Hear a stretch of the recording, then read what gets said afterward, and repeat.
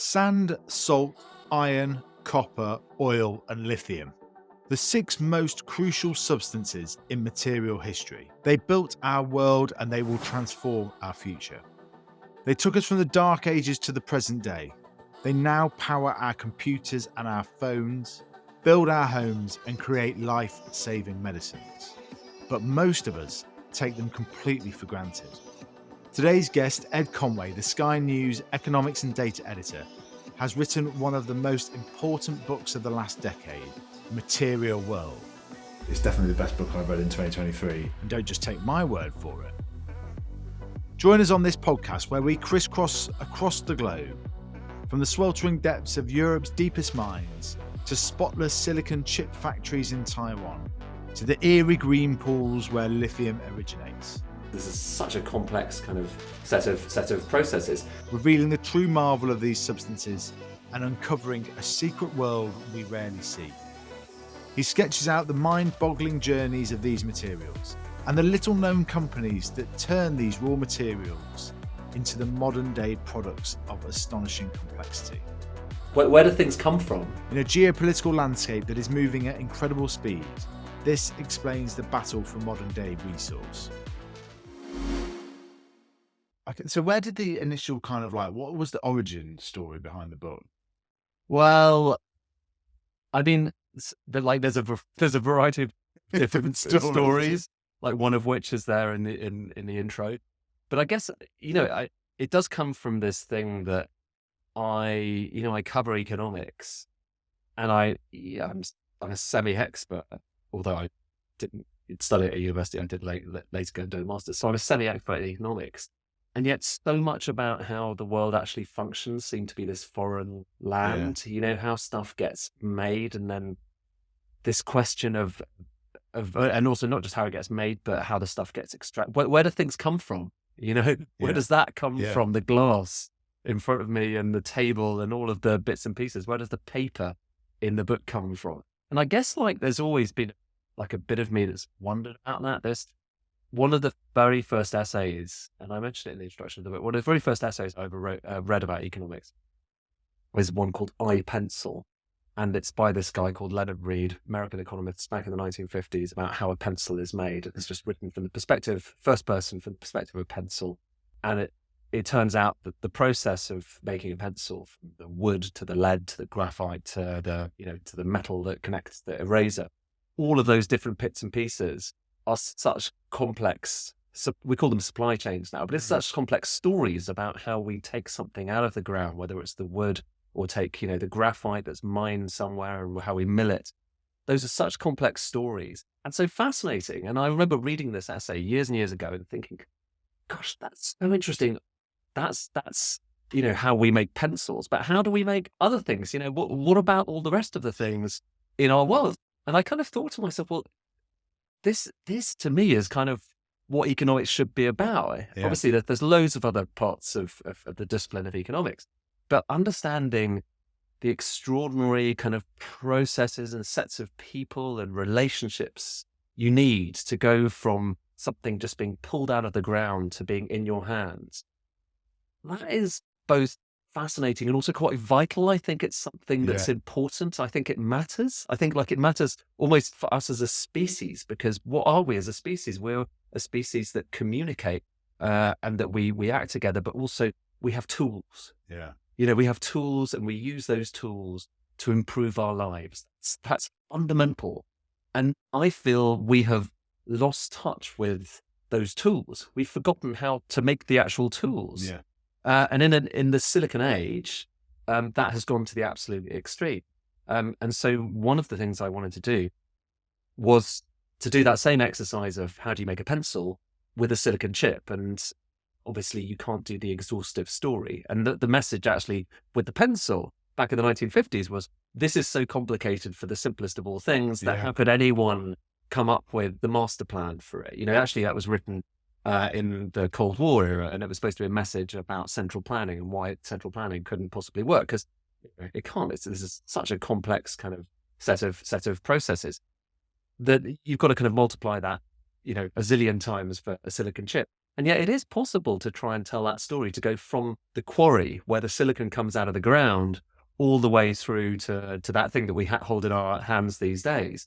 And what I guess surprised me, and it's the same thing with so much of this book, is no one had done this before. Yeah. No one had tried to tell that story before, at least as far as I could find. It's always, when people talk about silicon chips, it's always that bit in the fabrication plant in Taiwan. Well, no, that's the end of a very long journey. Yeah. And so I kind of thought that I just would love to understand that for as many different things around us. And in so doing, when you're looking kind of from that perspective, okay, how does stuff get made? And by the way, it all really matters. Manufacturing, particularly I think in this country, we're quite sniffy about it, but it really matters because it underlies, so much of the other stuff that we do as an economy and as people.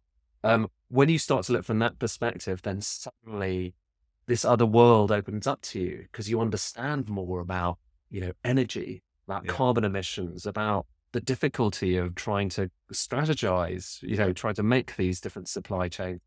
And in an era that we're in right now, so net zero, possible new Cold War, it matters more than ever before. And so while I think people haven't been focusing on this that much in the past, I just think this is now the foundation stone for a lot of the conversations we need to have in the future. And the geopolitics. And we'll definitely come on to that. But to start with, like the two sort of foundational materials that you talk about, salt and sand, everyone will The grains. Yeah, the grains. But it was so interesting to kind of think like how everything kind of originates from them. Yeah. When you were writing the book, did you think you'd go with the two materials that everyone has experience of?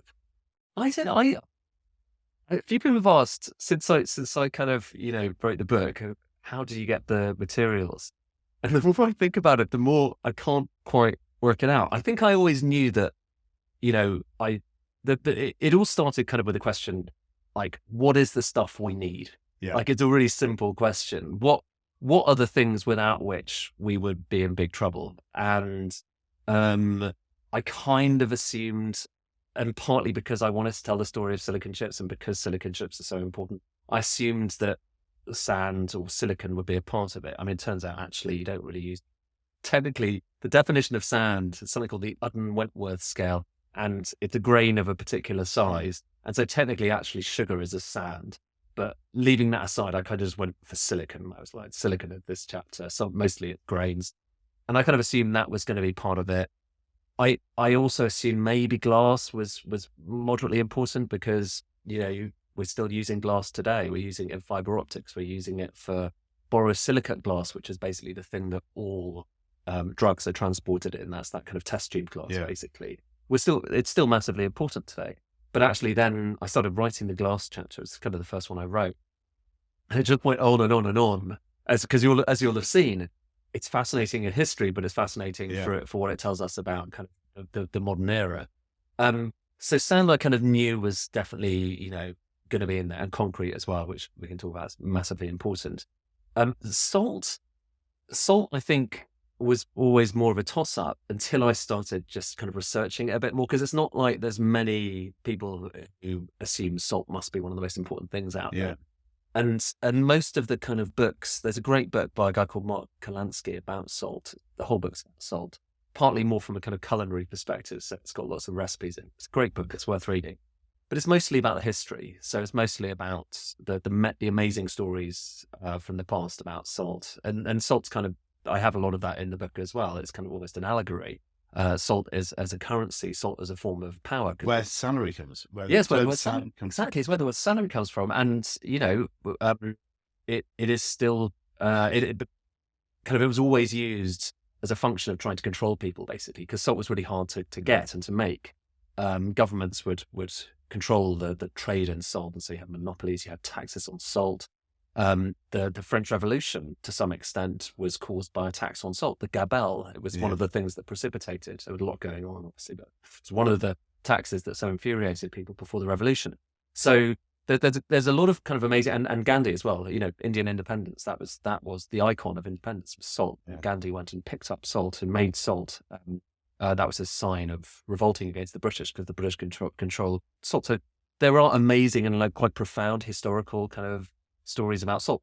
But what hadn't really occurred to me until I started researching it more and more and talking to people and talking to businesses, and I guess looking at this kind of journalistically, is that even now, that people talk about this kind of golden age of salt, because we were one of the world's biggest producers here in the UK, one of the world's biggest producers of salt.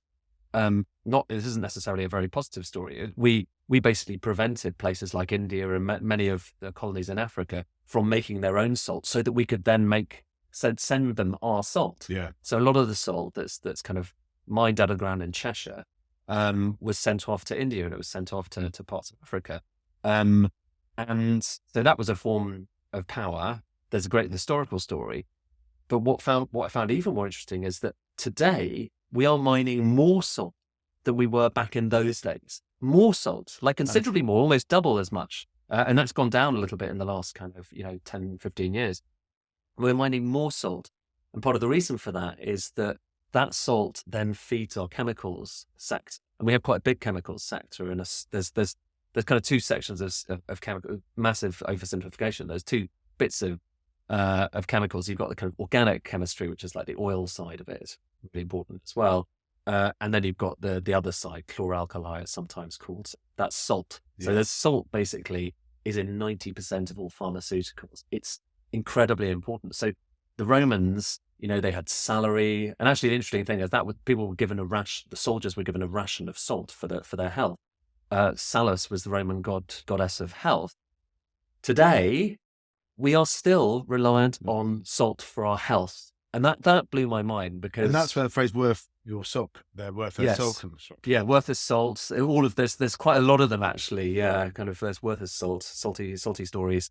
But it's a fact that so much of this echoes. Yeah. And that when we talk about salt routes in this country, if you look at an old map of the UK, or for that matter, the US and much of Europe, it's crisscrossed with all these salt routes where people would go from, often from the sea or from where salt pans were, and then transport that salt through to the cities.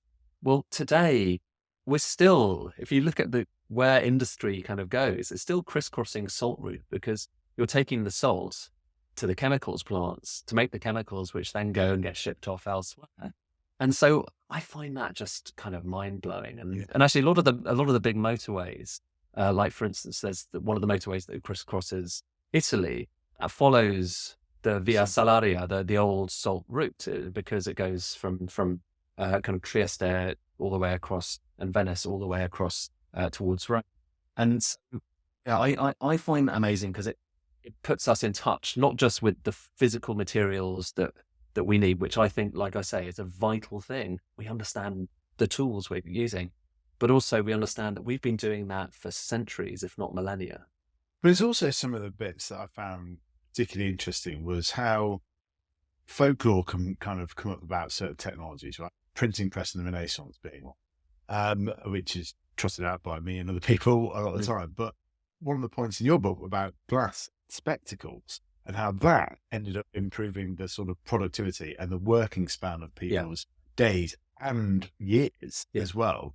I just thought that was, such an interesting small invention that made such a big difference that we just don't really talk. And it's the two together. And I think that's the interesting thing. It's the printing press plus spectacles. It's adding kind of a percentage, I don't know, 20, 30% of the population being able to see, being able to read.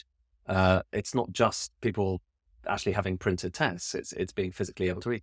And lenses were a massive part of that. And the two things came around at the same kind of time. So the invention of lenses, our ability to take sand and turn it into glass, and turn it into kind of pure glass, and combine different types of glass. So you have these refractive kind of things that happen, so whereby you can kind of create lenses.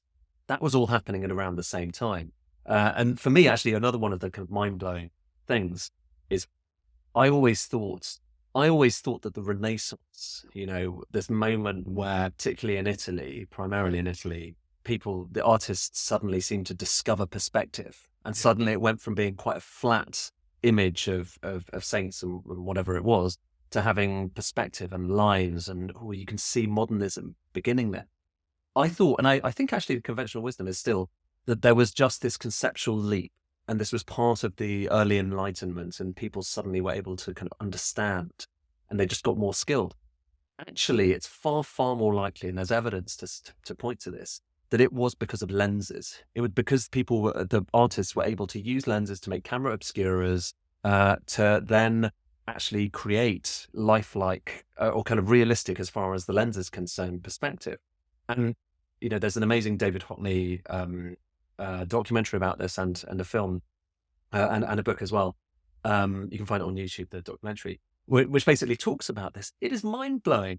The reason that the Renaissance happened in Italy was because Italy was the best place at making glass and lenses. The reason then that you had the Golden Age, in Delft and in the Netherlands, that's because they were really good at making glass. Yeah. They were making glass lenses there. You had micrographia. You had all of these kind of discoveries.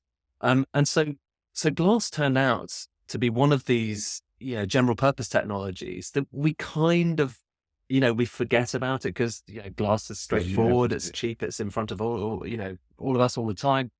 But it's still kind of amazing, and it's part of what explains how we get to where we are. And I mean, more broadly, what I came across when I started to look back at our history through materials. Again, it's just start with the kind of material and what we do to it to get to what we want to get with, to what we want it to be, is a lot of the time we have this preconceived notion about what was happening in history. So the printing press or the Industrial Revolution. When I thought about the Industrial Revolution, I thought it was all about coal and all about iron, and a lot of it was. But at the very same time, other things were happening. We were improving the way we could make glass. We were improving the way we could make chemicals. Yeah. And and all of these different changes, innovations were happening concurrently. Our ability to brew beer, all of these things were improving at the same time.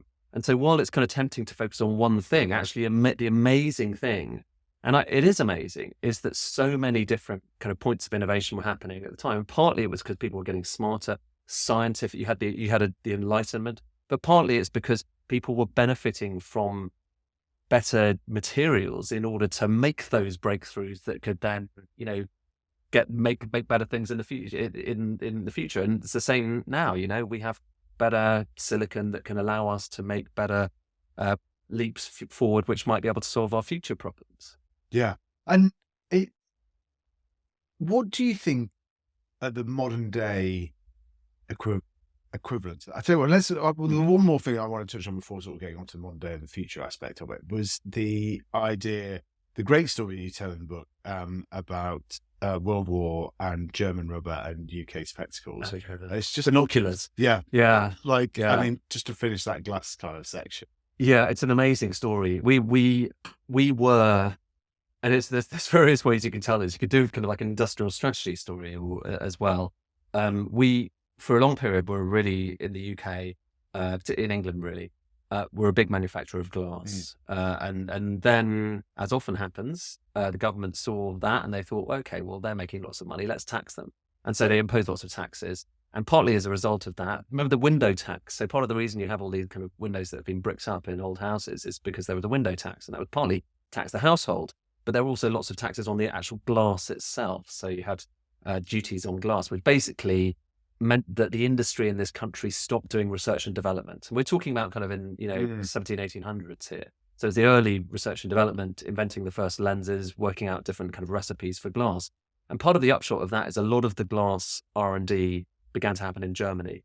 And it wasn't just because of that. I mean, Germany was beginning as an industrial powerhouse to do R&D as we know it today. And that you can see that in their chemicals sector as well. So things were happening in Germany, but we kind of let our glass industry go to the extent that come 1914, 60% of all of the binoculars, the kind of optical glass in the UK, was being imported from Germany. Yeah. And then the war happens, and suddenly people in Britain are like, well, oh gosh, this is awkward, isn't it? Because we're sending our troops off to the trenches and they don't have binoculars. And the Germans have snipers. And this is, this first real war of sniper fire. And artillery fire, where you could fire your weapons far further than you could see. So lenses were all important in the same way that people talk about drones these days and silicon warfare. It was optical warfare that really mattered back then, which is silicon. It's another form of silicon technology. And the UK was, 60% reliance on Germany for its lenses. And I think about 20% of the rest was France, and then 20% came from the UK. So France needed all it could get. So basically, we were in big trouble. There was a glass famine, as it became known, where campaigns were launched for people to donate any pairs of binoculars they had. You had the king and the queen donating 4 pairs of opera glasses and glasses they would take to the races, to the troops to go out to the trenches. Yeah. And yet it still wasn't enough, which culminated, and it felt pretty disastrous and very dangerous in the early years. It culminated in 1915, this crazy moment where the Ministry of Munitions sent a spy to Switzerland to meet with the Germans to buy binoculars off the Germans to kill them. And the crazier thing than that is it actually happened. And it happened because the Germans needed rubber, and we had a stranglehold on the global supply of rubber through colonies in the Far East. And so you have this kind of crazy moment where the two nations fighting it out would rather trade these important materials with each other than kind of stop the war.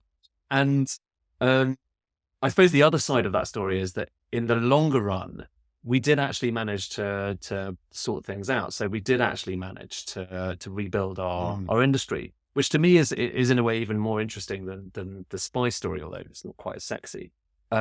It shows that you can do it. You can do it, even if it looks like you've completely deindustrialized. You can rebuild stuff. You can get those skills back. It's hard. Sometimes it takes a war to do it, or a pandemic. That's the other great example recently. We built up a massive kind of supply chain for making vaccines. You can do it. It's just that often we don't seem to have the kind of gumption or the willpower to actually make it happen. It's one of the interesting things like reading the book is how government policy doesn't necessarily repeat, but there's definitely an element of rhyming. And one of the bits in there was you talk about how we were stopping glass makers leave the country, which I just thought was really, because now so much of it is like, well, let's attract the world's brightest and best. Let's have 10,000 PhDs in AI come. So that's where it's like, I just thought it was really interesting that if you tried now to have a policy of not letting people leave the country, I don't think it'd be very. But it does happen, with silicon. Like the Taiwanese have bans on people going across to China, and it's and the same with South Korea as well. And recently there was someone who I think went from South Korea to China, and so it does still happen. And again, that's another piece of silicon warfare of letting people live or not. I mean, where do you think the future of this, because it does feel like geopolitics is changing enormously on lots of levels, but the fundamentals that you talk about in the book, particularly lithium as well, and South America being much more the kind of the triangle for that. South America often has felt like part of the world that isn't that sort of far from the center of it, etc., but could be a seriously pivotal player in the 21st century. I mean, it shows there's people used to talk about petrostates, and now it's electrostates. So the places from where we're going to get the lithium and the cobalt and the nickel are all important, and like whether that's kind of a good thing or not, it's definitely a new suite of nations with whom we have to have diplomatic relations. And I mean, famously, the countries where the oil sits have often not been kind of happy political environments, and that hasn't gone away. I mean, like right now we're talking, and there is war again in the Middle East, and oil has not gone away as something we desperately need. And we right now get a lot of our gas from Qatar, and Qatar finances Hamas. It is all bound up together. Qatar's gas field that it gets all of its gas. I know you asked about electrostates, and we go back to that, but it's like we can forget the stuff that we're still kind of enormously reliant on. Qatar's gas field, where it gets all of its gas from, it's called the North Field. It straddles actually Qatar and Iranian waters as well. It is the single biggest energy source on the planet, bar none. So it's bigger than anything else. It's bigger than the Ghawar, which is the biggest oil field in the Saudi.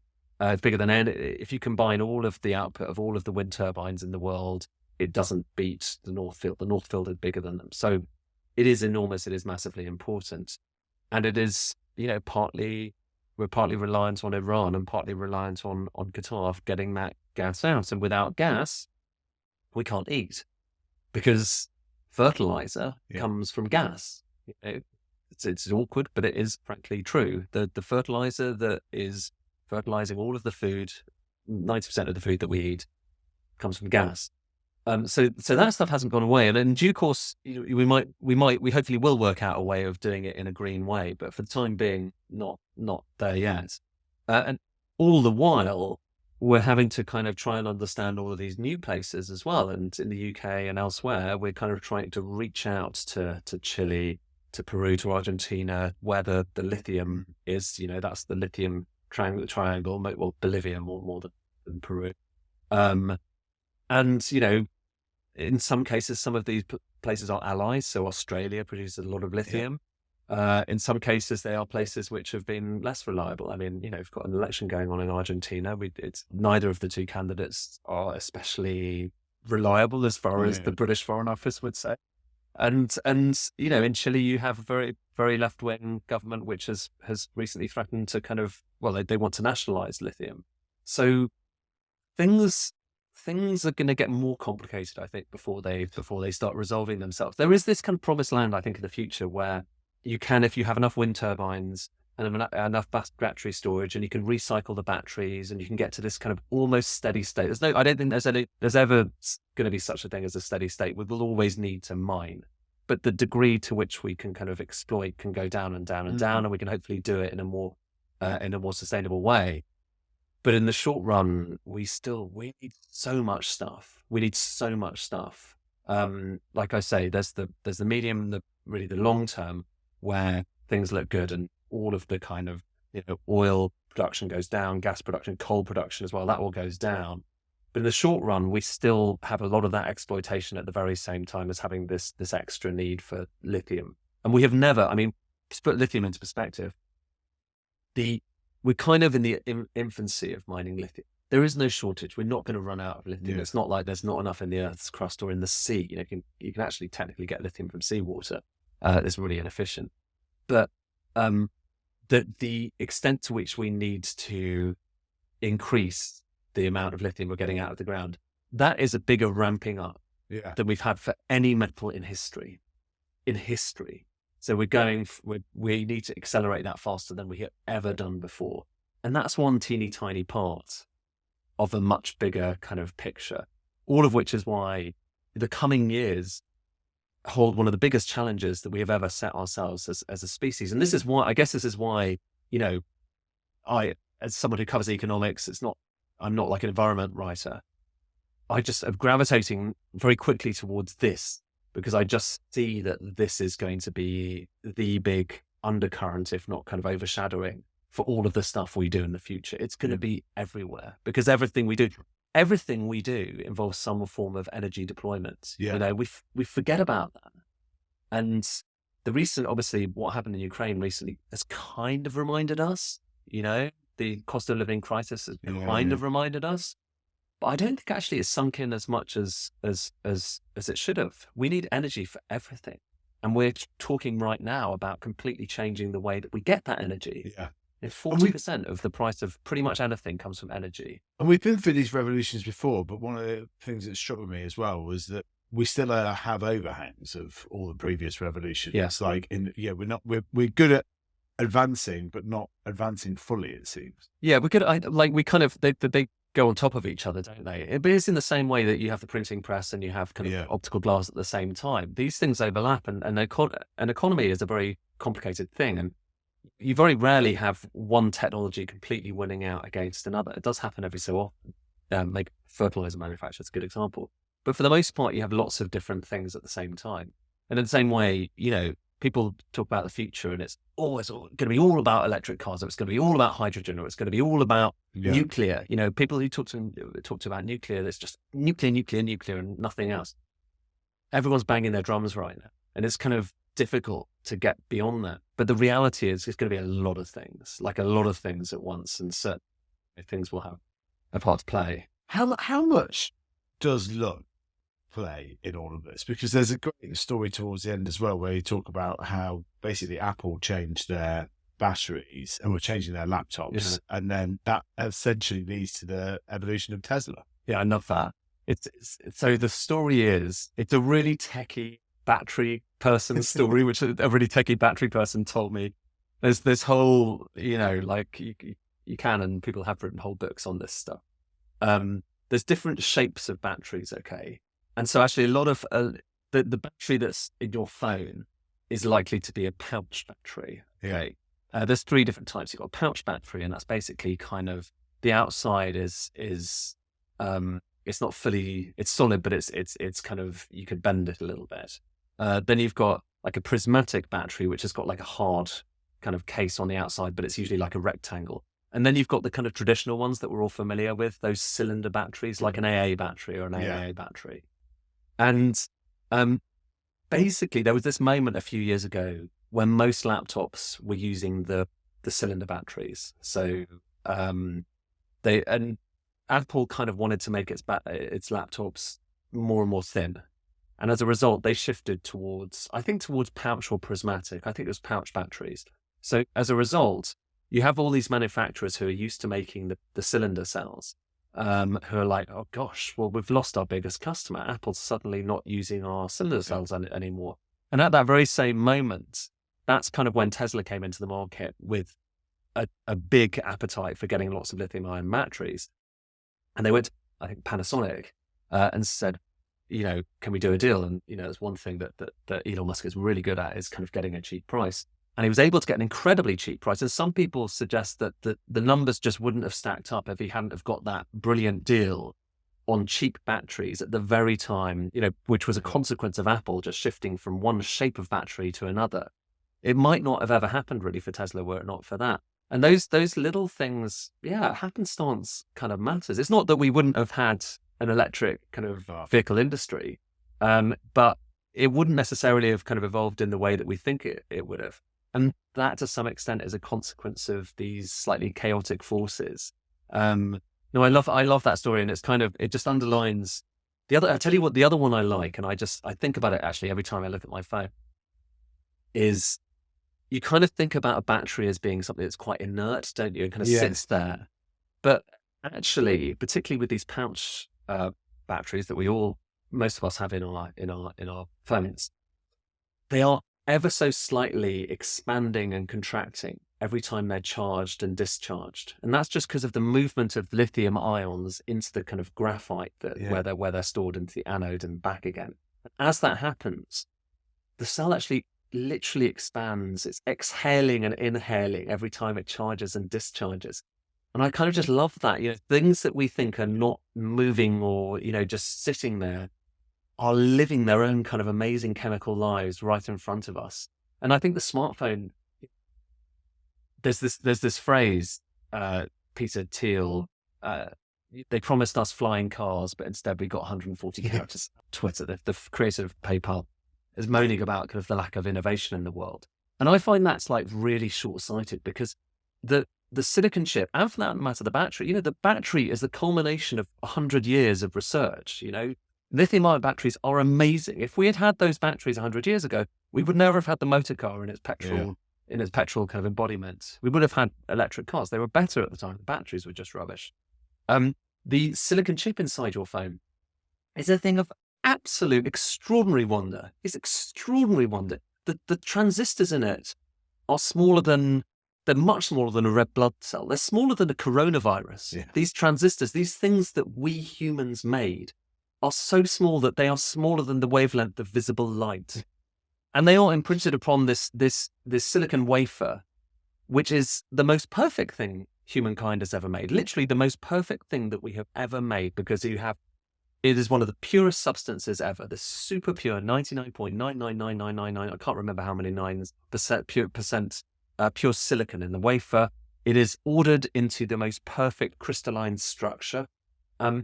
These things are amazing, like truly, truly, truly amazing creations. It's nanotechnology. It's beyond nanotechnology. What's happening in that chip, if it's a new phone, they are so small, these transistors, that you get quantum effects. Literally, quantum physics is happening in the phone when you're just kind of scrolling on it and going, oh, it's a little, it's not a bit slow today. quantum physics, Newtonian physics is breaking down underneath your fingertips. And so what I think that Peter Thiel quote is nonsense, because we have this stuff and people talk about the kind of grand old age of innovation, oh, why don't we have Brunel, and what about Concorde, Concorde, the jet engine, all that stuff. Oh yeah, that's all great. But how many people actually went on Concorde? Yeah. It's like a handful of people actually traveled on Concorde. Whereas how many people have a smartphone? It is billions of people. So billions of people have a nanotechnology in their pocket, one of the most extraordinary things that humankind has ever created. And I think that's far more of an achievement, far more flying cars, whatever. But that is amazing. But do we recognise it enough as a society? And no, clearly not.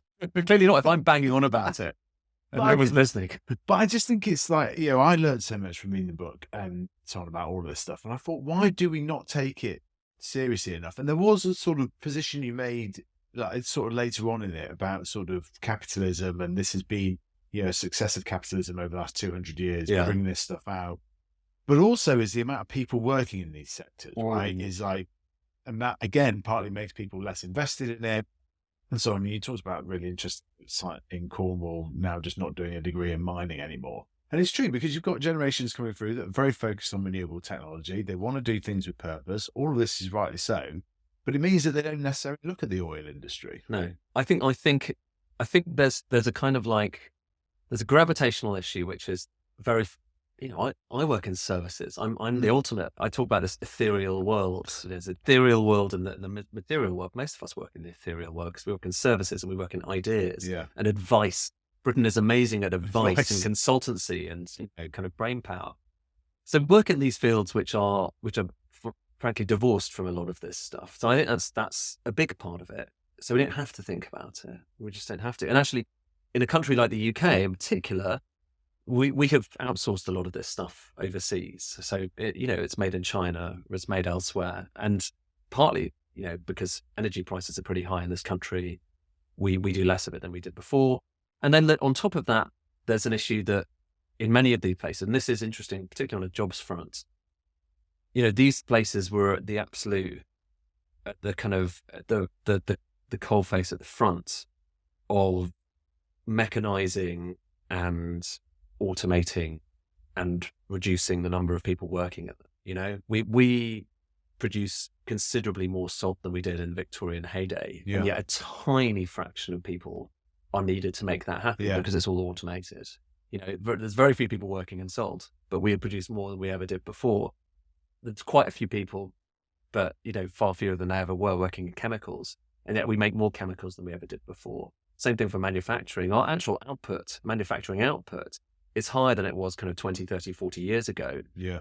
The number of people working in the field is much smaller than it was. And to some extent, that's a story of success, obviously, because we are doing more with less. Our productivity of the manufacturing sector has been extraordinary. It's far more productive in the manufacturing sector than in the services, services sector over the last kind of few decades. But the part of the story there, unfortunately, is that fewer and fewer people are working there. It's like, we would have been working 100, 200 years ago. Actually, in the UK was slightly faster to on this curve. But many of us would have been working in agriculture. We would have been literally working in the fields. But we're not today because we have amazing steel, and you have amazing fertilizers, and you have amazing combine harvesters, and you have amazing, an amazing ability to get ever more food out of a quite small space of land with ever fewer people working in it. It's one of the most extraordinary stories. And yet it just means we take food for granted. Yeah. We take making stuff for granted. We take minerals for granted. And so I think the difficulty is, as long as you take it for granted, it is fine to take it for granted as long as you can rely on being able to trade the stuff with the world. And, if you are going to outsource it to China, that it will turn up pretty straightforwardly. You don't have a ship getting stuck in the Suez Canal, and you don't have a war and all of these things, or you don't have a net zero where a lot of people are racing to try and get the same stuff at the same time, or a pandemic. But as we know, all of that stuff either is happening or could happen in the future. So suddenly I think it behoves us to start thinking. I think the other part of, to go back to your question, to me, it's shocking that there is one of the most preeminent mining schools in the world in Cornwall. The Camborne School of Mining is one of the best places in the world, partly down to Cornwall's history of mining. And yet they can't get enough people to fill some of their most important classes. And it's partly because people want to go into different fields. Maybe they want to go into airy-fairy fields, journalism. Maybe it's because they think that making a difference, they might mean kind of studying something else, studying the environment.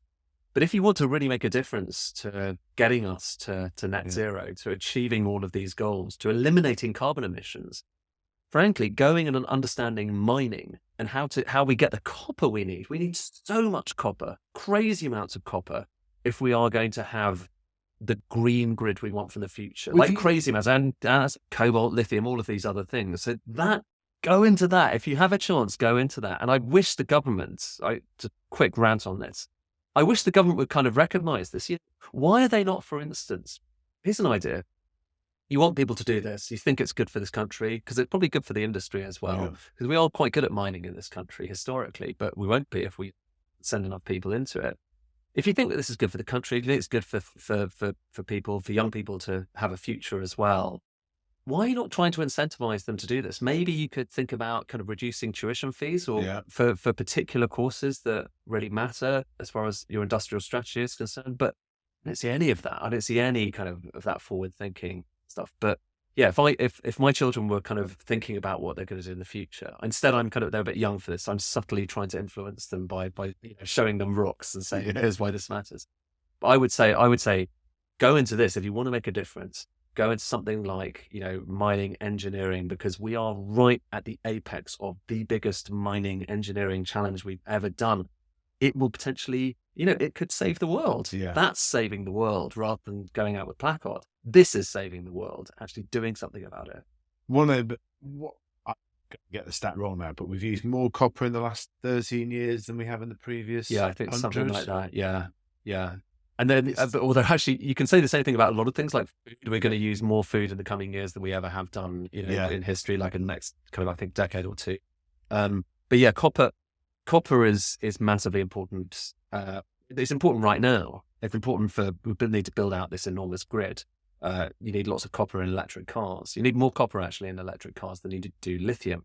And so copper's kind of underrated. It's one of the materials, and in one ways it's one of my favorite materials here, because it's kind of a bit underrated. Lithium's sexy, so everyone likes lithium and cobalt and all of those things. But copper, because it's been around, it's one of the first things we ever mined, because everyone knows about copper. It's slightly underappreciated, but there is nothing like copper for transmitting electricity. There's nothing like it. And so we still need, hidden away in all of our homes, lots of copper just to get us to do everything. Yeah.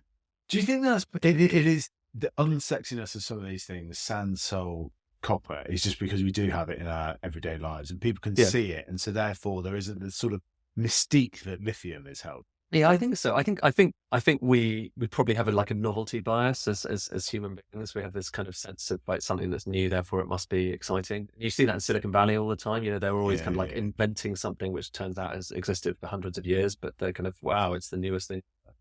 So there is a bit of that, and I kind of see it here as well. I think what's going to be really important in the future is really harnessing lithium-ion batteries and making them more and more efficient. And yet you talk to people about lithium-ion batteries, they're like, yeah, but what about sodium-ion batteries? And it's like, the new thing is sodium-ion batteries. Well, yeah, okay, there could well be an important thing in sodium-ion batteries, and especially if you're really worried about lithium shortage, which I don't know, we'll see. It's a big challenge there. Then sodium-ion will matter because you get that from salt, back to salt. But it's not as energy dense as the other things. We still have a very long way in making our existing kind of boring technologies better. Yeah.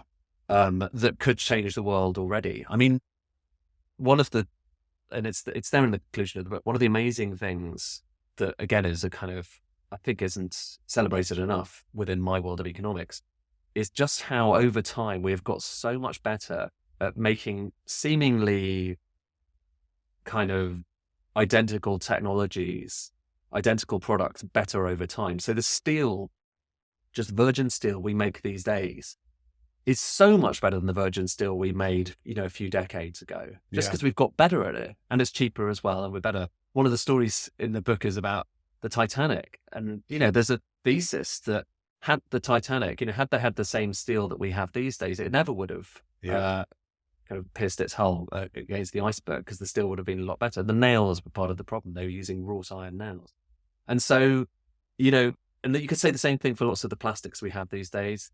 Fertilizer, we get so much more fertilizer out of the inputs we put in these days. Even motors, like your simple electric motor these days, has become more and more and more and more efficient over time, just because we get better and better at making things.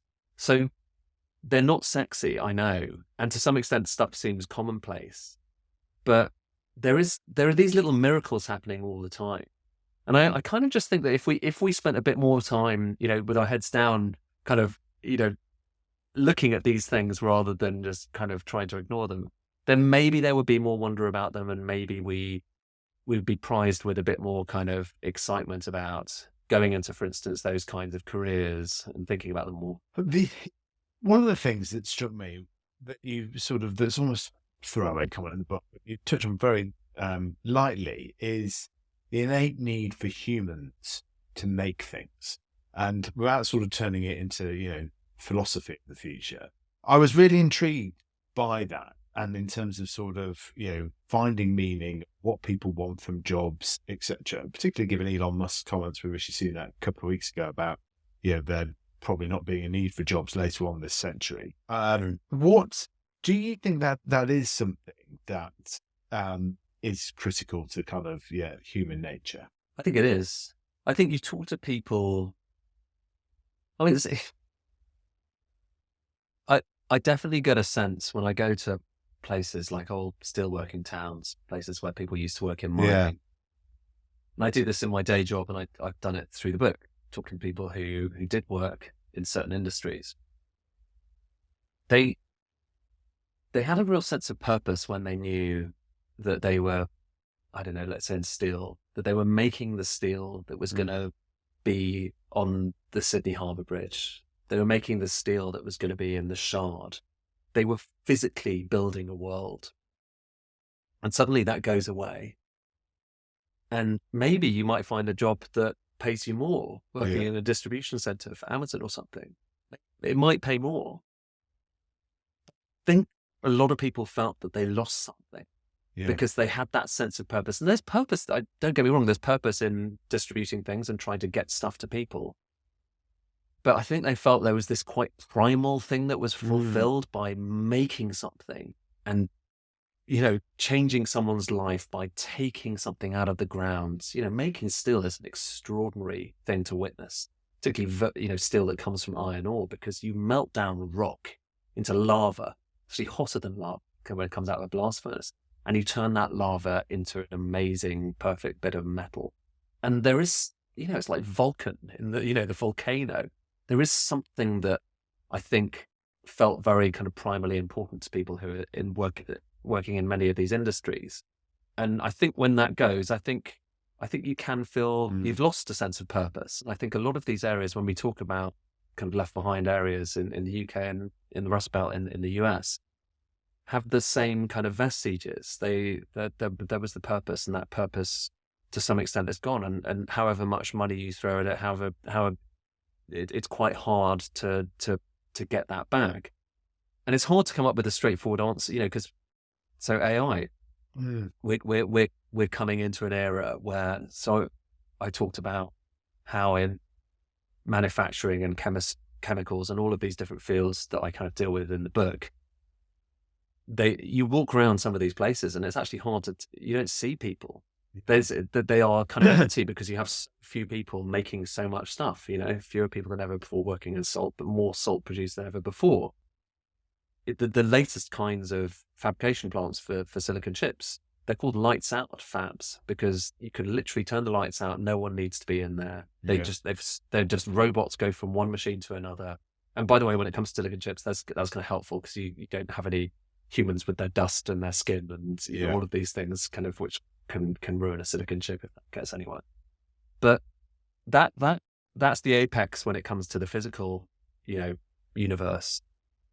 are we likely to see the same thing with AI? Very possibly, because these are amazing tools which can do the same thing for services and for thought processes that those tools of automation could do for making salt and making metals and making silicon chips.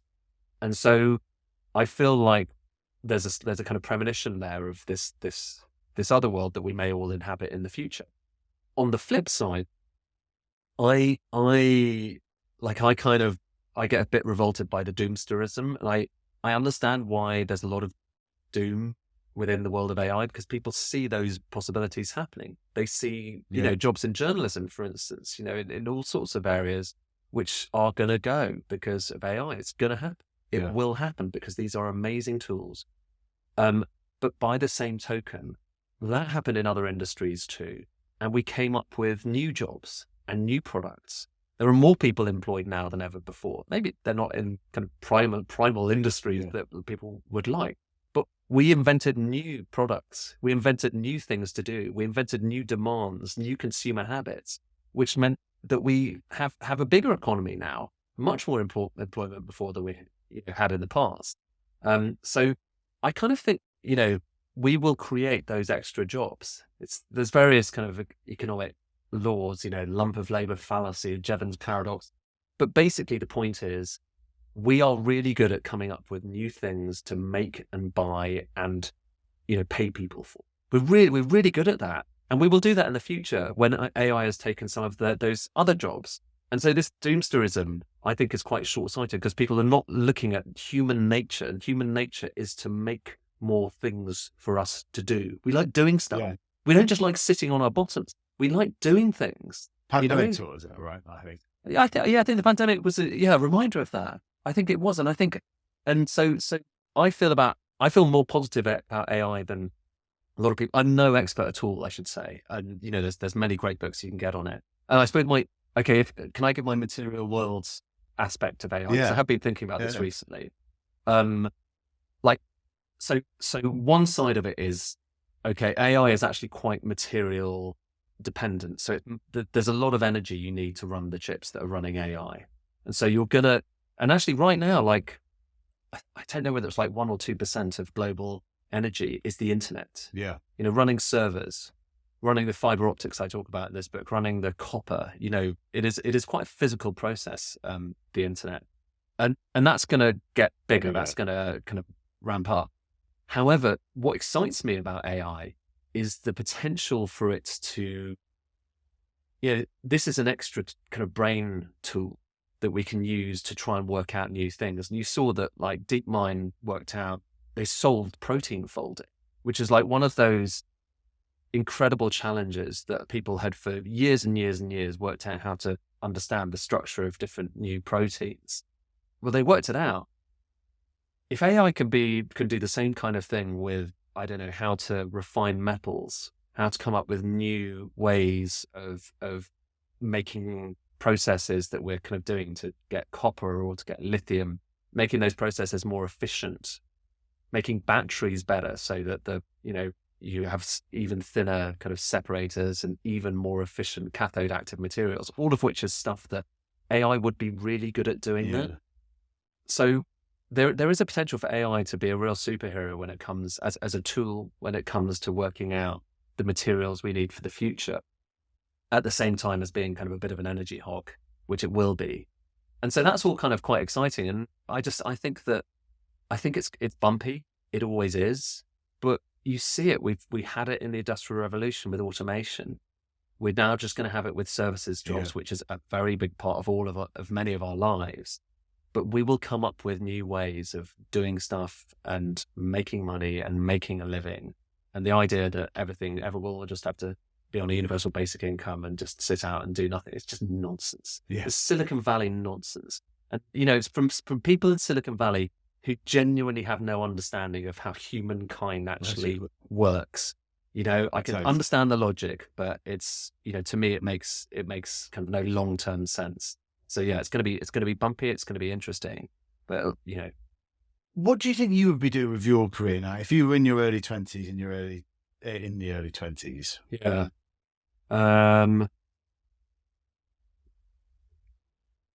I've never really had a plan. So I didn't plan to get into economics. It just seemed to be, it was actually happenstance. It was just a job that was going at the time. So I got into journalism, and I thought I'd write kind of book reviews and stuff, because I did English at university. And then it just so happened that economics was the job that was going. No one wanted to do economics back at 2003, because it was so boring. Yeah. It was before the financial crisis. New economic paradigm, wasn't it? Exactly. It was the boring era when everything was just great, and everything, all these technicians were fine tuning. And economics, broadcasting, and journalism was all about, is this fascinating way of looking at the world through economics? It's just economists so brilliant.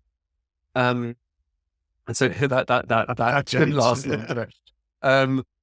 So I know. So in terms of, like, I probably would have had no plan anyway, if I were, even thinking back.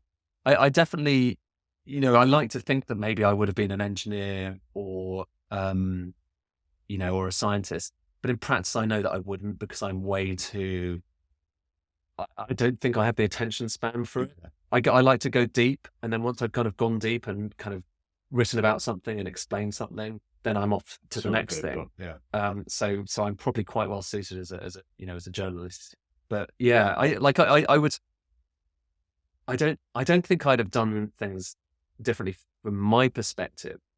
But I think we as a kind of labor market do need to think about this kind of stuff, because we've kind of ridden along quite a long time. We've just been quite good at doing things like mining, partly maybe because we had like the North Sea, and we had just a bit of a legacy of quite big mining companies listing in London for quite a long time. I just see a risk of that kind of going. And I see a risk also of, if you look back at the Industrial Revolution, so many of the great innovations, whether it was kind of working out everything from kind of inventing modern iron and steel manufacturer, to modern brewing, to glass manufacture, to chemicals, all of this stuff. A lot of it happened in the UK. We reinvented concrete here. Now, if you kind of guess about where a lot of those things are going to happen, it's probably going to happen in China. And partly, I guess that's because there's a big market for concrete and for copper and all of these different things. So there's a space as well, right? I mean, that's Yeah. one of the things about China. There's just not, a large area to do these things. Yeah, I think exactly, and so partly I think because of that, I fear that a lot of the kind of innovations aren't happening here anymore, and so I wish I would like to see more people kind of going into science and to engineering and to all of these different fields. Why this is obviously something that's talked about huge amounts, but like looking at it back on a different perspective, why, with everything you did with the book, why did Britain lead the Industrial Revolution? Gosh, You could do a whole podcast on that itself. Well, yeah, and you wouldn't have enough. Because people are still debating this today. Yeah, like people are still debating: was it something to do with the nature of the workforce? Was it something to do with the institutions that we had in this country that allowed people, they felt more free? With mining, I think I try to remember, but like some of the mining laws meant that you could kind of mine on your own land in a way that you couldn't necessarily in other countries. I think that's kind of a part of it. Partly it's because, the story I love, because I think it is kind of telling today, is why did the UK? So actually the initial Industrial Revolution is really a story of coal. So it's going from wood to coal. And the UK went from wood to coal faster than anyone else. We were kind of like 100 years before France. Well, why was that? And because you go from wood to coal, suddenly you're breaking free of the boundaries of what the organic kind of surroundings that you have can give you. So you have this almost limitless supply of energy. And the Industrial Revolution was actually an energy revolution. It was energy all the time. Really, everything is energy. I increasingly, as I wrote the book, I didn't start writing the book and think this is about energy, but as I kind of wrote it, I thought, blimey, energy is everything. And that one of the most interesting theories about the Industrial Revolution is it's really an energy revolution where our ability to do stuff just suddenly kind of extrapolated higher. So we went from wood to coal. why did that happen in the UK? Well, partly one thesis is it's because we didn't have much in the way of forests. We started to run out of forests. Right. And there was an So- ecological kind of a fear of an ecological catastrophe. We're going to run out of forests. And so something had to be done. And so you have all of these people using their ingenuity to work out ways of doing the things they were currently doing with wood, so charcoal basically. So they were making glass, and they were brewing, and they were making iron. That's the main thing. Iron and steel, same thing-ish. And the Industrial Revolution was all about shifting that to coal. And that was quite difficult. There were all of these different challenges because coal's quite sulfurous, it's quite dirty, and you can't, have the same furnace that you would use for charcoal as you would for coal. And so lots of this amazing kind of brain power was happening at the same time. And partly, one thesis is it's because we were starting to run out of forests to cut down. You had, Queen Elizabeth was really concerned. Elizabeth I was really concerned that we were going to run out of our forests, and so coal saved England from an ecological catastrophe. Yeah. So we were going to denude our entire kind of forest land cover. So coal saved us.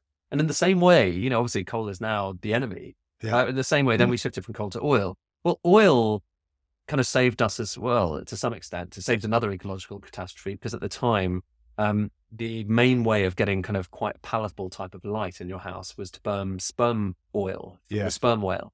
So you're burning this oil. People were slaughtering sperm whales in their, thousands, if not millions. There was a very good chance that it would have gone extinct, the sperm whale. Whaling, Moby Dick. It was all to get that kind of oil from the head of the whale. So oil saved the sperm whale. It saved us from drowning in horse manure in our cities because you had the motor car. It saved the some of the elephants in Africa and India because you were able to use oil for the plastics for billiard balls and things that you would previously have used. Got ivory for. I don't know if that's cellulose. Maybe that's cellulose. But either way, you have each of these moments where the ecological catastrophe is saved by this new material, and everyone's so excited about the new material. And then lo and behold, 100 years later, we realize the new material is actually maybe a bit of a problem. And so I do think about that a little bit as we go through this current one where we've got all of these new exciting materials. And who knows what the consequence will be. But back to your question, that's one part of it. I think when we moved coal quickly and we had this energy revolution quicker than, for instance, France, we were way faster than France when it came to GDP per capita. But you can also look, institutions. So it's such a knotty question. Like you need a whole separate strand of podcast where you need to talk to a whole range of other kind of people about that. And one bits where the book made me smile was the phrase, the origination of the phrase "taking the piss."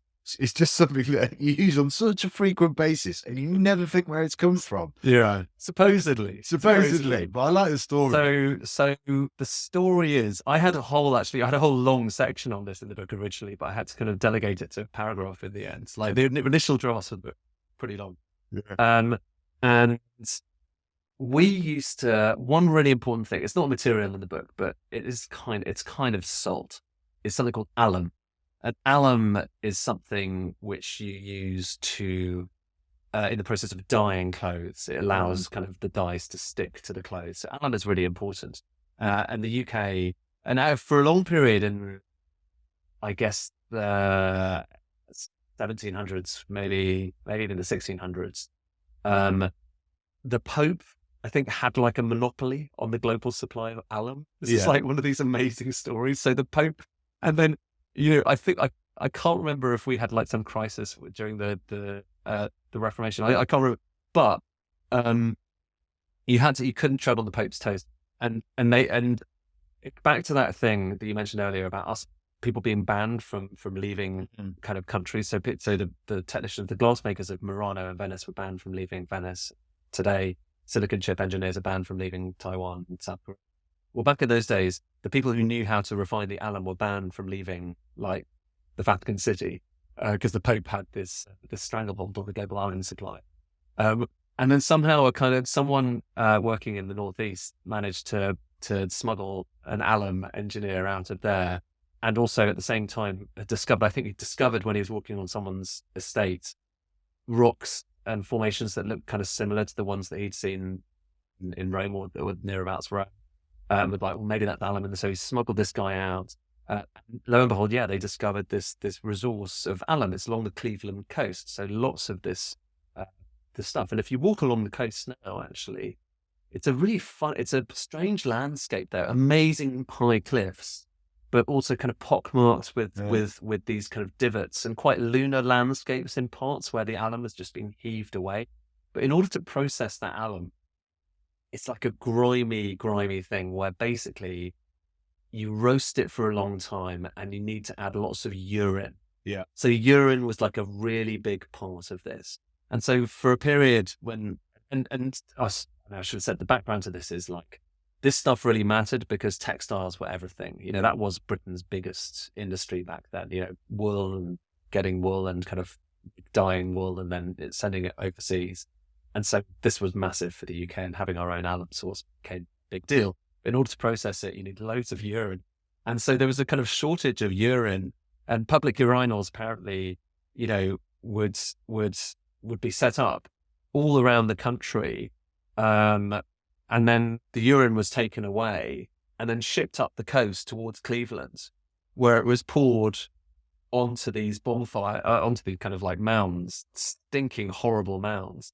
And supposedly that's where the phrase taking the piss comes from, because the piss was taken from London up to the north, and from elsewhere as well, and then was used to make the alum. And supposedly Captain Cook, the great, you know, who discovered Australia, got his sea legs working that trade. So the constant trade, and coal went south from the northeast, south from Newcastle and thereabouts, to London, and then up came the piss. So London's contribution was the urine, and the northeast contribution was the coal. Northerners taking the piss out of Londoners was also the other way. Yeah, exactly. It's amazing. And why is alum important? Well, I mean, just alum's important because that was how you actually got the dye to stick onto the it's a mordant, I think is the phrase. And there's a great book on this called Fabric of Civilization, by someone called Virginia Postrel, which is really good. Actually, although Alum again didn't make it fully into her edition. But you could tell the story of the world through the textiles we're using as well. But yeah, alum for a long time was like incredibly important. But then along comes the chemical revolution, and we work out a way of making it, you know, with chemicals, and then it goes. Yeah.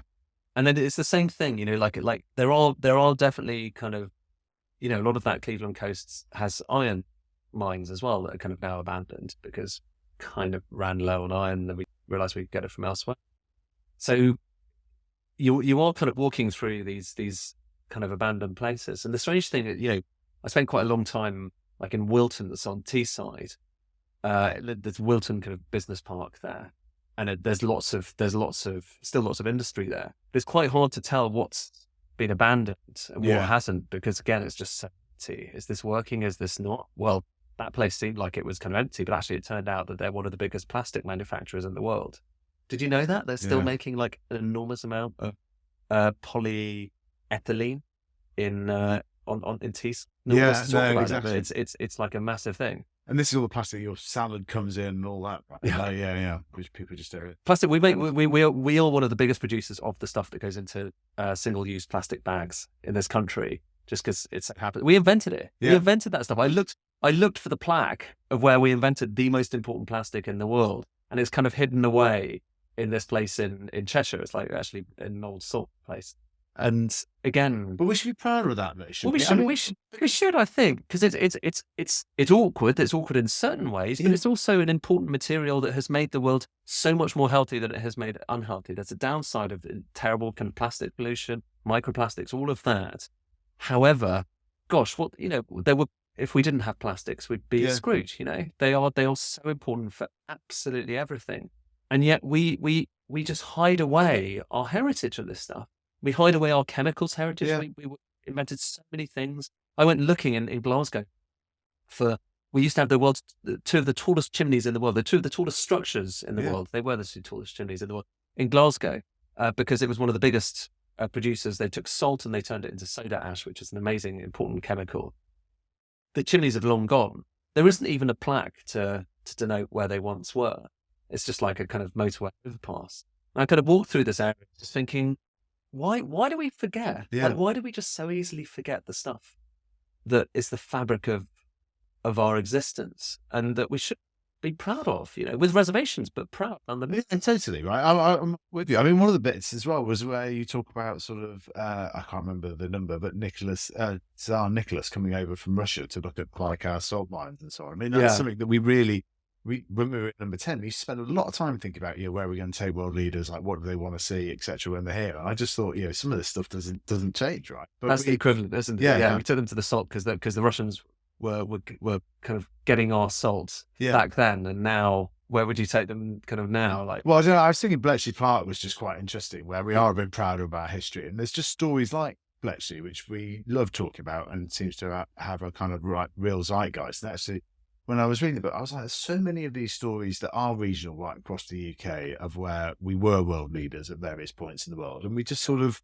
like you say, I don't know if it's a bit of a British kind of classic thing of, well, we just won't shout about it. I think there's a bit of that. I think there was a bit of for the last kind of 10, 15, 20 years, it's been very unfashionable to go to dirty places. So, I don't know if you had anything to do with this, but, number 10 there for a while, I heard from people who were there, you kind of weren't allowed to send the Prime Minister for a photo call in front of big hulking kind of refinery towers. Because the optics were too bad, and yet if we're going to get to net zero, we need some of the stuff that comes out of those refineries, and so there's awkwardness, and I can understand why. But like, for instance, there's a place in Humberside, the Humber refinery. They take a barrel of oil and they get out the very bottom of it. They get this type of coke called anode coke or graphite coke, which later goes on to become the graphite that goes into your mobile phone. It's in the battery, so the graphite in the battery. It comes from the North Sea. We're making it out of North Sea oil. And yet there's still a lot of people within government who are literally unaware of this. And they weren't aware of this till I did a piece in Sky about it. They weren't aware of it. And I think there's a bit of cognitive dissonance that there's dirty things and there's clean things, and we need to just focus on the clean things. But unfortunately, to get to the clean future, we might need a bit more of the dirty stuff to get us there. Yeah, totally. I agree in that. Well, and I think there was some stuff in number 10. Politicians' advisors are always very risk averse. I mean, there was more around. Thames Water came in, wanted the PM to go and see the super sewer. Right. And I was just, I'm sorry, but there's no way that'll get past the press team. The idea of going to the world's biggest ton of shit with what we're going for at the moment. I'm afraid it's great. It's an engineering superstar. It's the metaphor. See, I know, right? Yeah. And it is an amazing structure. You're the expert on that. So, but yeah, this stuff matters. Totally. Two final questions. I'll let you take them whichever way you want. Career advice for young aspiring economists and journalists. And then also, what sources of information? Because I think that's one of the modern things now that really can change a person's life. Can they get themselves in the right sources of information? As an economics editor of Sky, you must have a whole range of things that you look at. But just what are the things that people should sign up to or read to kind of get a bit of a better handle on this stuff? Aside from the books are studied. The books are studied. Yeah, it really is. I would say, okay, so just general advice, so I cover economics, but this is not the kind of mainstream of economics in any way. And I've just kind of, in this case, I've just literally followed my curiosity and gone down various different wormholes. And it turns out, I think there is an enormous appetite for people to try and understand the world that we inhabit. And I think there's an undersupply of explanation. A lot of what we do as journalists is explanatory. I like breaking stories, but I really like also explaining and saying, this is the way the world works. Yeah. And so I think if you just follow your curiosity, then, so much of the time, I think there will be a wellspring of interest in those things. If you're interested in it, for the most part, there will be enough people. Some people, thankfully, due to the internet, we have ways of getting to transmitting this stuff to people. So that's kind of the main thing. I mean, in terms of kind of sources of information, it was just the old-fashioned stuff when I started writing this book. I talked to a lot of people, from within, mining, engineering, science, geology, economics. I had hundreds of conversations because it's what we do as journalists. We talk to people and we do lots of reading as well. Partly because actually this book is about 6 materials. There was no template for what those materials would be. So normally my first bit of advice would be find the spreadsheet, start with the spreadsheet and dig deeper into the spreadsheet. Because I do a lot of data stuff. I'm not like I was never taught data journalism. And I'm a bit, maybe I'm kind of sniffy and gammony, I don't know, about these things. But I'm a bit like, everyone's kind of obsessed with data journalism and OSINT and all of these things, and they are really important.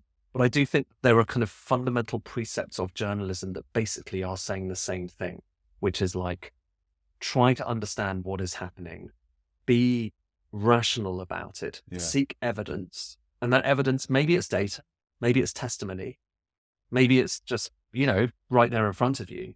But evidence, whether it's data or whether it's, visual or something else, is kind of beside the point. We within my field should just be seeking sources and evidence, and we should try and be as good as we can at all of everything, including data.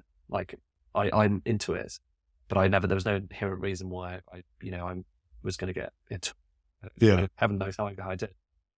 So I talked to a lot of people and I did a lot of reading, like crazy amounts of reading for this. And my objective, this is a statement of the obvious, but I still think it's so important. I will not write about something until I understand it. Yeah. And I know that sounds like obvious. Of course you wouldn't. I mean, you'd be so surprised at how much we have to within the world of journalism and policymaking and advice have to give advice on things that we entirely understand. Yeah. And it's discomforting. And we're often pushed into it because there's not enough time. Okay. And you've got to get the briefing notes or the article or the essay in. But I just, nowadays, I will always, I will always just try to understand something fully within my kind of, fiber before I begin to explain it. And once you've really done the homework, then you can explain it brilliantly. Yeah. Once you understand it. And also, you can spot a bluffer from a mile away.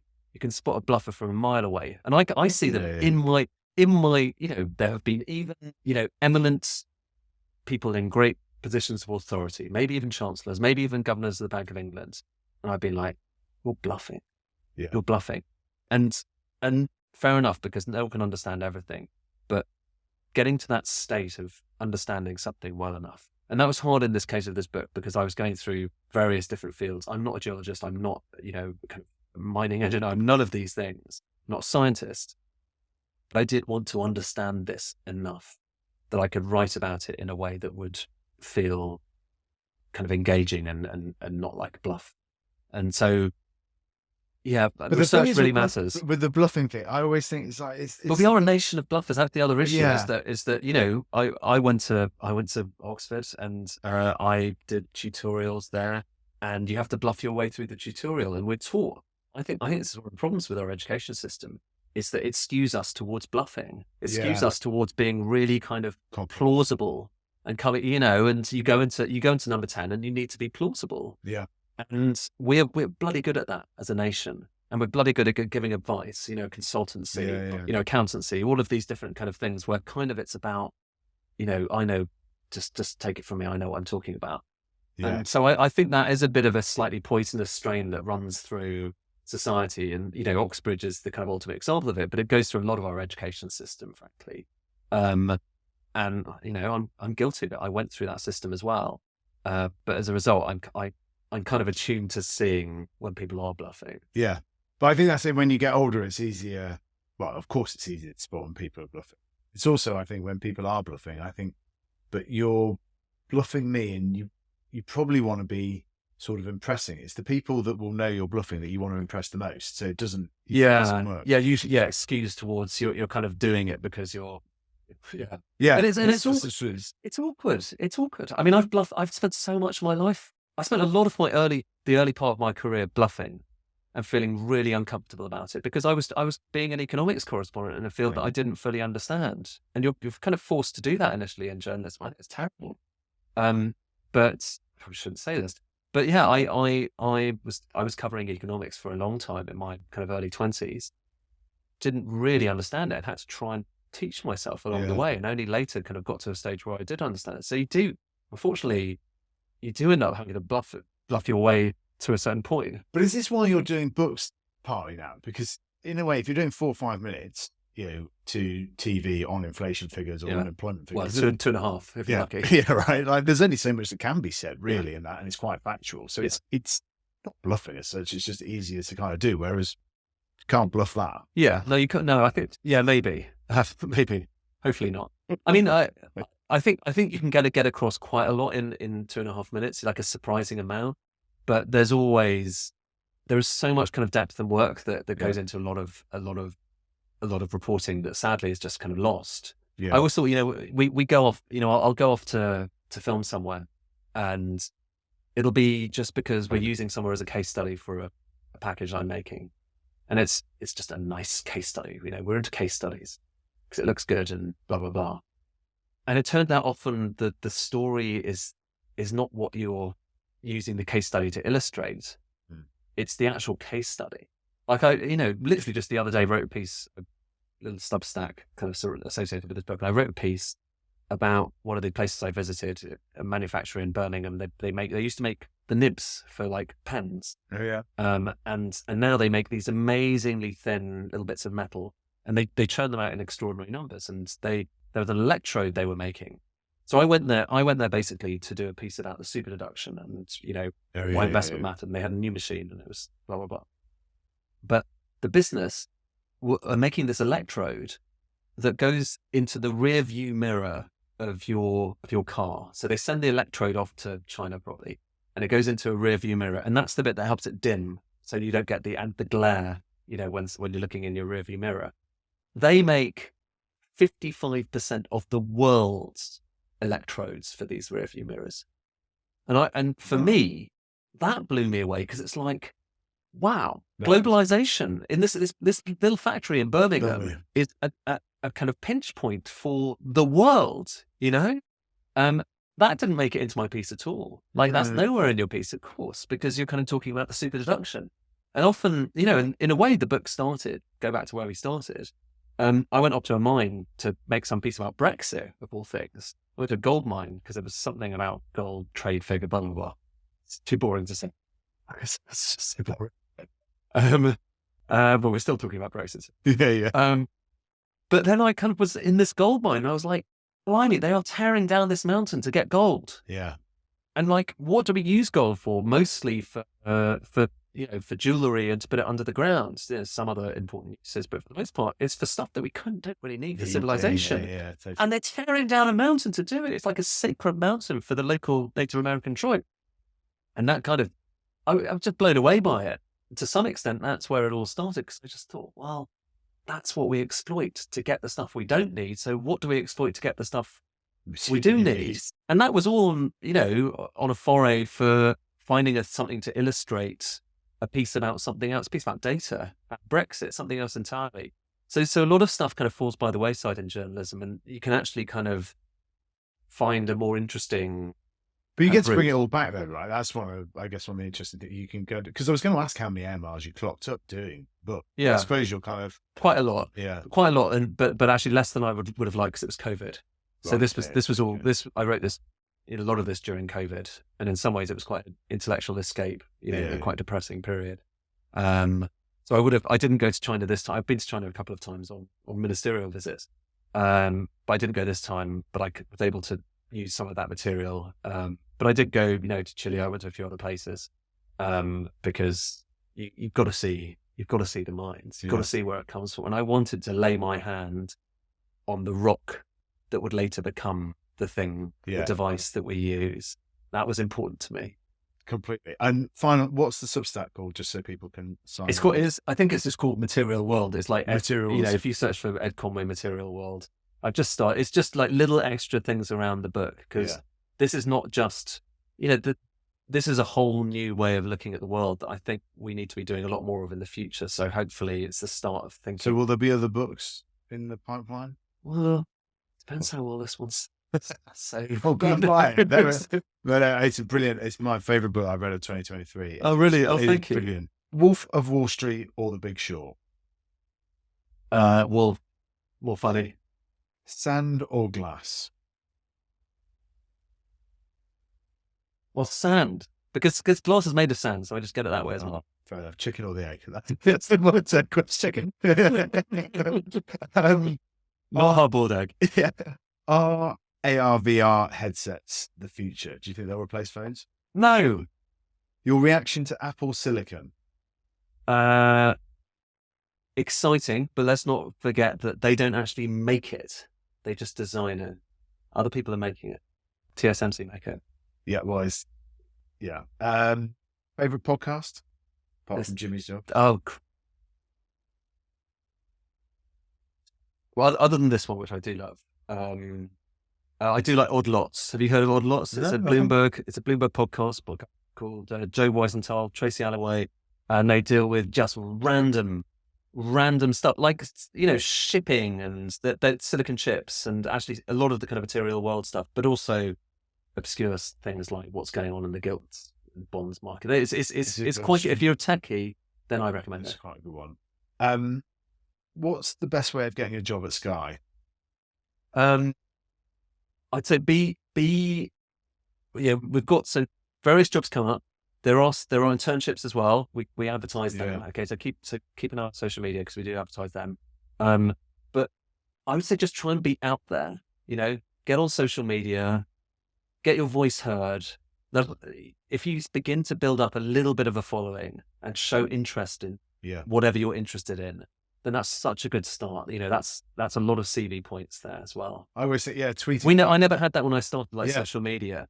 So you kind of, but I think now, if someone comes, you know, to us and they've got a kind of rich history on social media, and hopefully kind of, you know, it's not a kind of controversial history, but like a rich history where they show they're interested in stuff and they show that they've got curiosity and they show they can talk and explain stuff, then, and root stuff out, then that's a really good start. Dream job, if not this one. And I'll give you an example. When Rishi Sunak came on the podcast, he said he'd like to be a Jedi Knight or a Star Wars wing pilot. So that's the levels we can go to. Was he Prime Minister at the time? He was Chancellor. Okay. But I'd just like to fly. Fly. Okay. Yeah, I'd like to fly. Not like a Jedi. Yeah. I just want to fly in a plane. I want to glide. Yeah. So maybe it's attainable. Yeah. But I'm quite tall. I think I should have. Initially, when I was at university, I very nearly went into the BA pilot thing. So I was very nearly a pilot. But I'm a little bit tall. My vision's not brilliant. But also 9/11 happened, and then they kind of cut the things. But yeah, I want to. Let's go. What's bigger risk to humanity, AI or pandemics?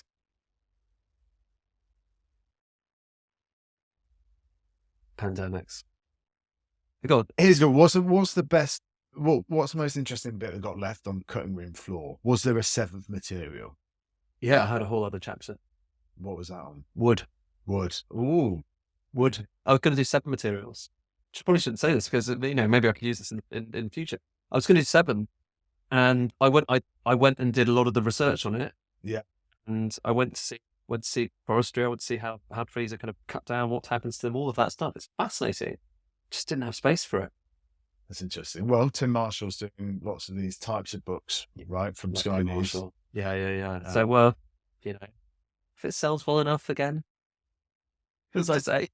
I did a book club thing with Tim Marshall the other day, and he said, "Look, I'm not trying to sell the book. I've already sold 2.5 million of them." I Yeah. thought, "Oh God, that's a good line." But But it's I find them very similar to Tim Marshall, like the way you were written with such. yeah, I love clarity. his books. I love this. I love Tim actually. He's kind of a mate. So yeah, I mean, if a comparison like that is great to flash with.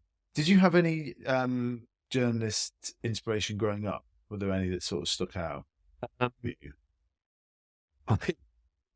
very first, I was an intern at the Telegraph, and the great Bill Deeds, who was the editor of the Telegraph for a while, who allegedly was the model for one of the characters in Scoop by Evelyn Waugh. Yeah. Like, this is a guy who was a reporter back in 100 years ago. I kind of carried his notebook around for a bit, and that was an amazing privilege. And yeah, he's still even in his 90s without that, with a notepad asking people questions. He's definite. Is that how you keep most of your ideas? Old-fashioned notebook? No, I write down on my phone. Yeah. And what? But I do. I had shorthand. You get taught shorthand, or at least you did when I started journalism. So I had 100 words per minute shorthand. Worked my arse off for 100 words a minute. I haven't used it since. Did you fly on Concorde? No. No. And what is the sector that we should be focusing on in the UK? So we're not going to start banning people from leaving the United Kingdom anytime soon, I hope. But if we were given our conversation earlier, what sectors should we really be trying to harness? I think we're really good at AI. Okay, so we've got a starting point there, and it's about how can we use AI tools to make extraordinary kind of energy efficient motors or batteries. There are so many opportunities there. How can we use AI to make it so we can squeeze ever more copper out of rocks? Because we're not that great at doing that. Yeah. So we can leverage that to do amazing things. And I hope we will, actually. I think I'm really hopeful about that. So AI, I'm kind of hopeful about. I just worry that there's a lot of other kind of basic stuff like, minerals, mining, engineering that we need to redouble our efforts. Brilliant. Ed, thanks very much for coming on Jimmy's Jobs of the Future. Do go and buy Material World. It's a brilliant book. It's definitely the best book I've read in 2023. Really, really interesting and insightful. Thank you.